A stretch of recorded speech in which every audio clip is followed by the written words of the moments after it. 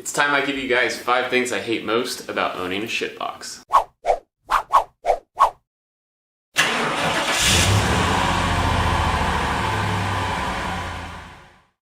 Welcome to the channel. My name is Grant Tommy. This is Straight 6 Fan, helping you build your hot rod and your confidence without a ton of money. And of course, the best way to save a ton of money right out of the gate is, well, to buy a shitbox. That's what I call offbeat hot rodding. I like kind of picking cars that are just a little bit off the beaten path, maybe not 100% mainstream.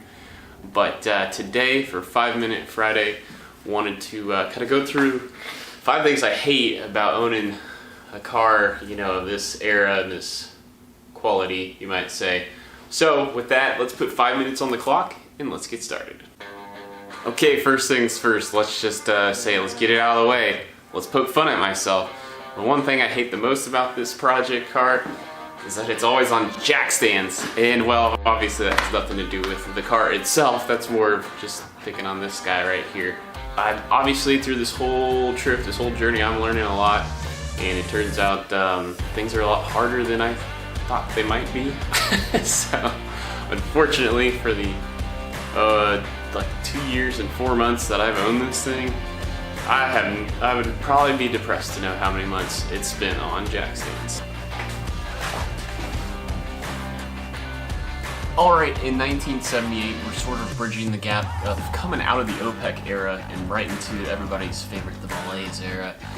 So there are a lot of lessons Detroit was starting to learn by this point, but they weren't quite good at troubleshooting just quite yet. And so as you're struggling with the whole emissions conundrum, on top of fuel injection is not readily available, cheap to make, cheap to manage, the engine bay on these cars is just grotesquely cluttered.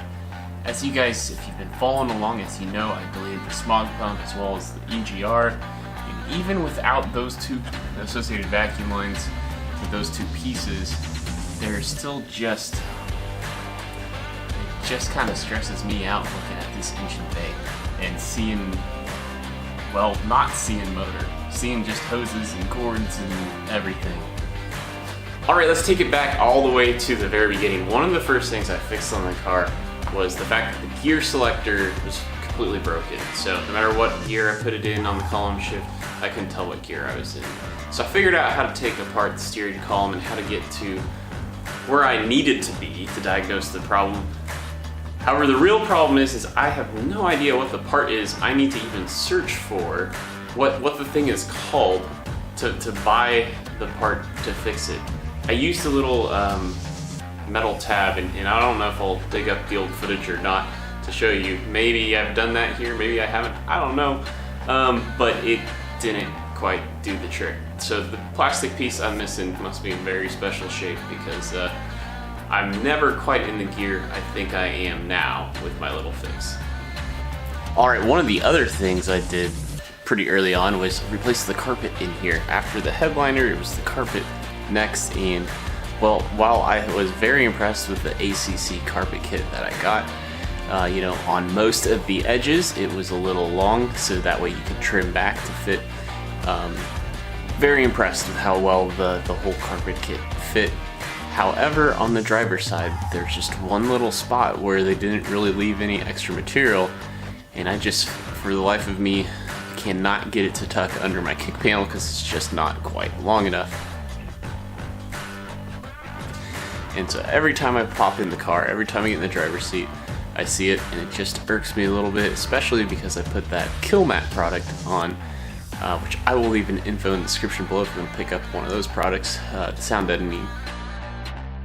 That silver facing shows through, and it just catches the eye, especially when light hits it.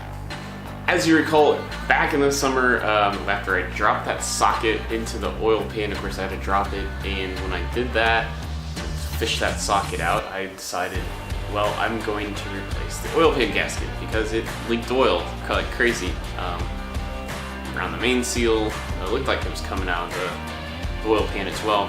And well, what I found is since then, well, it still leaks oil.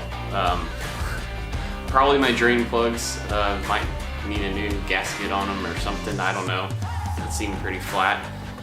but there's some oil coming out of there, and then I think where the dipstick threads in, I've taken that thing out 2 times now and put Teflon tape on it, and it still appears that oil's coming out from up there. So I don't know, maybe oil's leaking out from up there and its drain path instead of sort of by my drain plug, and so it makes me think it's the drain plug.